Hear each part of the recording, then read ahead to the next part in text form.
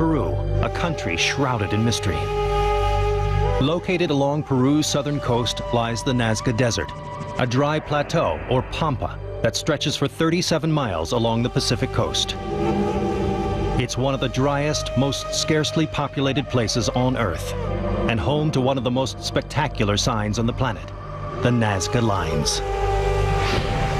Just over 80 years ago, locals and visitors alike had no idea these lines even existed, though scholars date the lines and figures back to the days before Christ. But how could thousands of perfectly designed lines, shapes, and intricately drawn animal and plant figures, some over 9 miles long, go unnoticed? Take a plane ride over the Nazca Valley, and one of the world's greatest mysteries unfolds. Okay, prepare your cameras, please.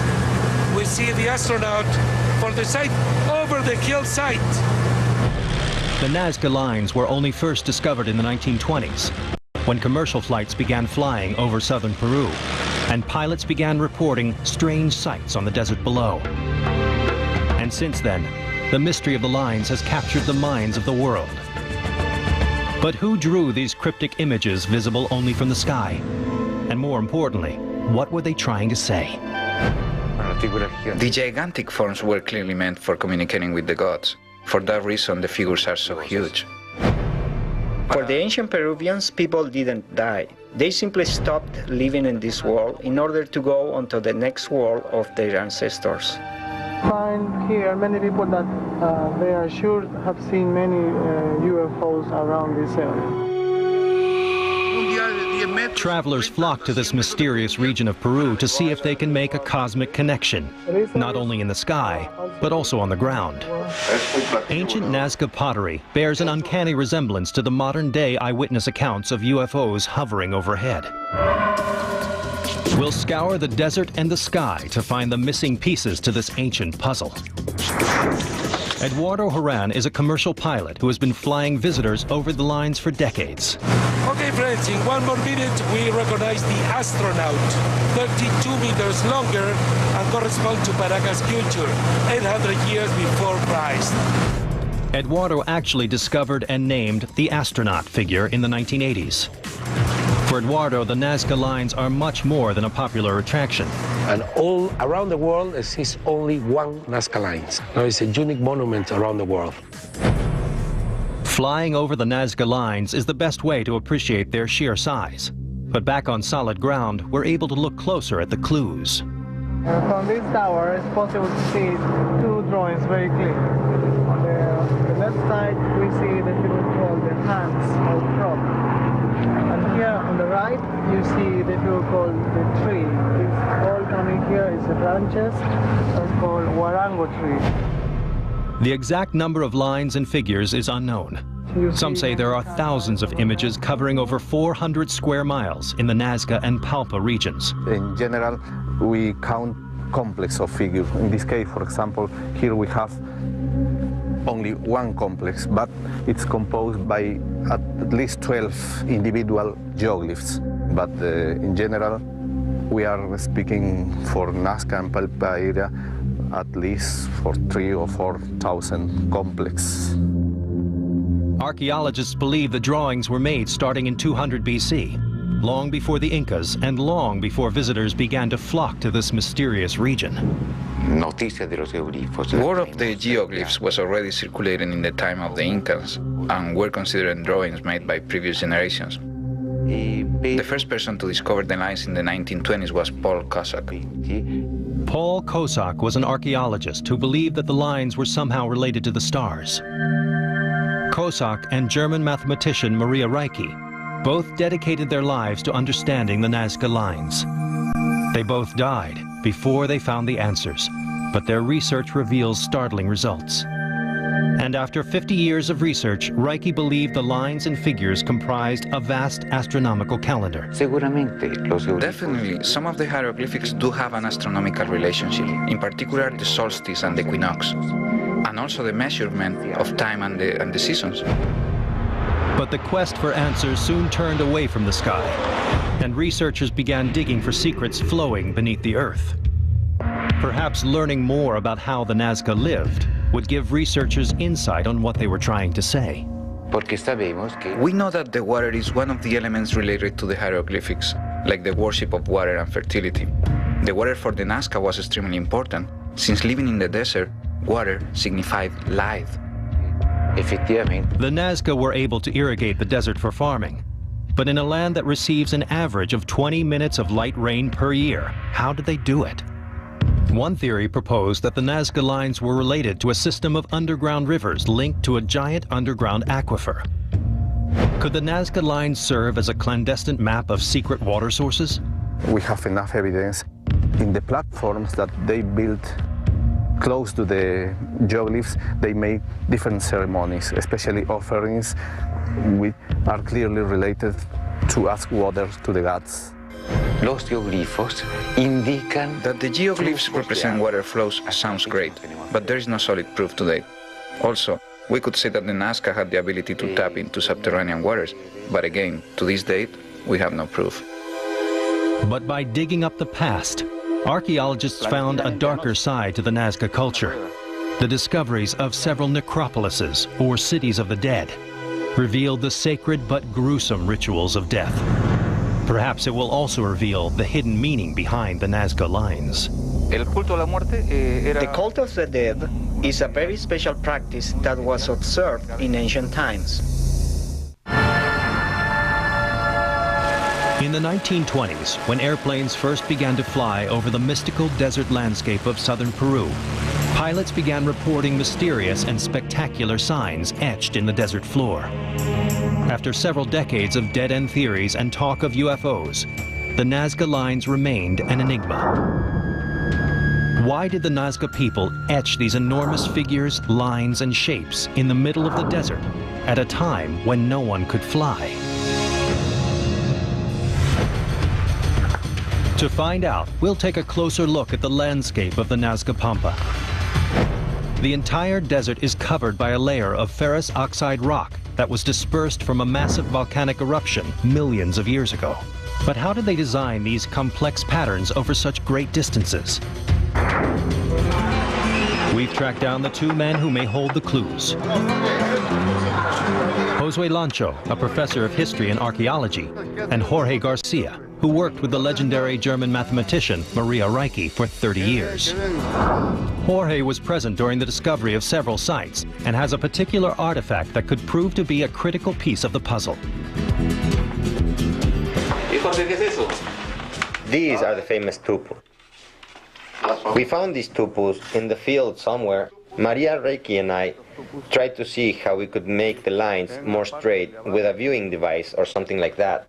Tupus are rudimentary surveying tools and were apparently found at the site of several Nazca lines. According to Jorge, by allowing light to pass through two of the tupus, one could make a perfectly straight line over a great distance. Jorge believes that the Nazca people created these amazing geoglyphs spanning thousands of years by using simple instruments and basic geometry. Jorge also found several bits of ceramics which could reveal what the lines were used for. This type of ceramic shows how they conducted the ceremonies in these lines, in the Pampas. According to Jorge Garcia, the Nazca believed they were born in distant constellations, and the geoglyphs were signs meant for their ancestors millions of miles away. The Nazca had a fantastic criteria of what is cosmic vision. The cosmic vision, they took it as if they had been born from each constellation. But as an archaeologist, Josue Lancho disagrees with his friend and believes the Nazca lines have a far more earthly significance. Located less than a mile from the nearest Nazca line is the necropolis of Chauchilla. We're here in grave number 1, and there we see a mummy wearing a red tunic. For these people, death didn't exist. It was a journey to the world of their ancestors. In this case, this man was an ordinary man. He's prepared with his fields for his chicha, his corn, his beans, so that he can go to and return from the land of his ancestors. Archaeologists began finding many of the same ceremonial artifacts and ceramics in these graves as were found at the site of the Nazca lines. Were the lines somehow connected to these elaborate rituals of death? The cult of the dead is a very special practice that was observed in ancient times, but also in cultures throughout the world. In respect to the Nazca culture, they've channeled this practice through their iconography on their textiles and ceramics. The ceremonial ceramics found at both Chauchilla and in the Pampas prove that the Nazca lines were somehow used in ancient rituals, but the connection still wasn't clear. The biggest breakthrough came with the discovery of another ancient site, the lost city of Cahuachi. First thought to be a large urban center, Cahuachi was actually an entire city dedicated solely to religious ceremonies. Cahuachi is considered the largest ceremonial center in the world, or you can say the biggest city in the world. The ancient ceramics found at Cahuachi, like the ones found at Chauchilla, were important clues to the mystery. La cercanía de Cahuachi a las líneas de Nazca prácticamente están separadas. Cahuachi and the Nazca lines are only separated by 1 or 2 kilometers. Donde era habitado. This was a center dedicated to ceremonial rites. Y las pampas de the people of Cahuachi could use the Nazca lines and figures as a location to carry out their ceremonies to the gods. Lagarto, otra familia con el colibrí, otra familia con la ballena. Cahuachi was the religious center of the Nazca world, and Jorge believes the long web of lines found in the desert were interconnecting pathways leading from Cahuachi out to the elaborate figures. Each familiar group were composed of segments of about 100 or 200 people per group, and each group worshipped its own minor god. For example, you could identify one family with a spider, another family with a lizard, another with a hummingbird. They needed a great big temple without walls, a great religious stage. What better platform than the Pampas, where the desert artists drew grandiose figures meant for the gods in the high heavens above. We may never know for sure what the Nazca lines were meant to say, but their magic lies in their obscurity. The Nazca people left great images in the desert, not for themselves, but for others, for gods, for the cosmos, or maybe for us. And I remember in Mexico, the young lady said me, Eduardo, and it's possible the Nazca people die and the spirit is up on the sky and see the lines. And for me, it's wow, why not, you know? And maybe it's a mystery, and in the future it's maybe opening, we don't know.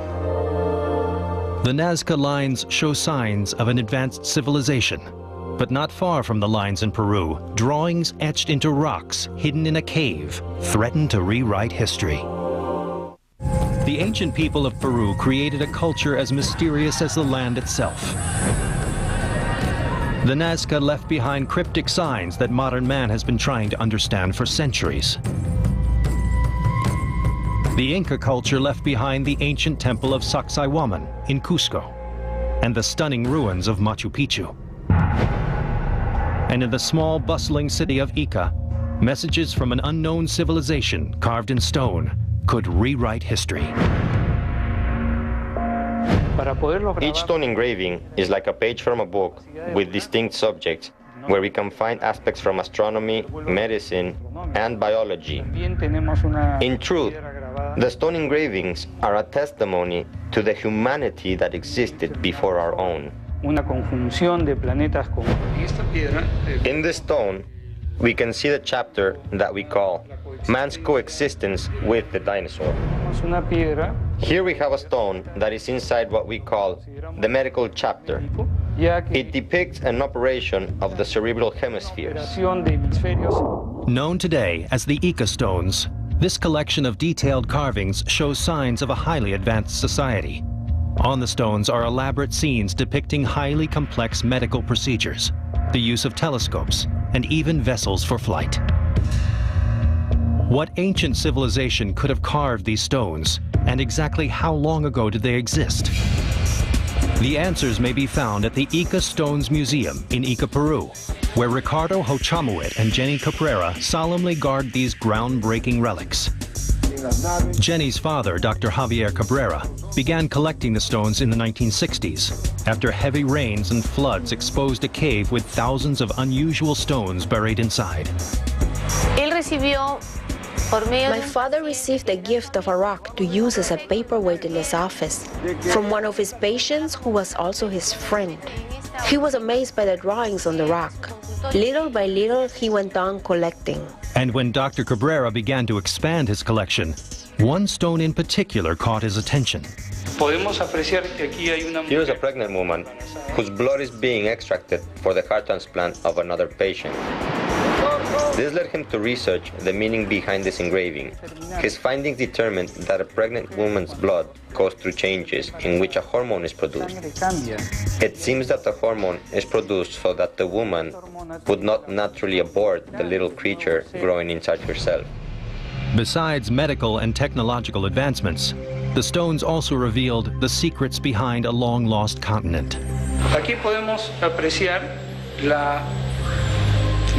Here we can appreciate the other part of the Earth's hemisphere.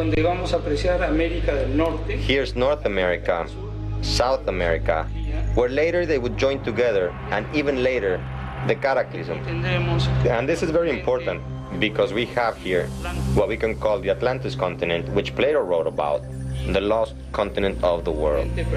Could the Ica stones be proof of the great cataclysm that extinguished the dinosaurs and rearranged the continents? Or even provide a map that leads us to the lost civilization of Atlantis? In the Ica stone engravings, we can appreciate that Atlantis is very close to what is present-day Europe. It could actually be part of Europe.